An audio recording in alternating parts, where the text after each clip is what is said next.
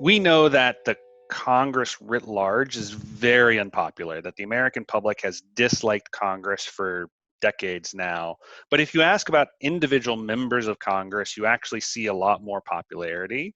And if you even ask about whichever party you support in Congress, you see more popularity. So what we actually see when we ask questions about is Congress doing enough? You see Republicans sort of thinking about the Democrats in Congress and saying no, and you see Democrats thinking about the Republicans in Congress and saying no.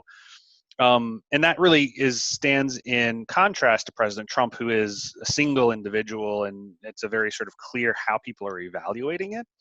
If you think of Congress as the institution, it is very unpopular and it is seen as not doing a lot. But that does hide a little bit more support for individual members, for your faction, your party.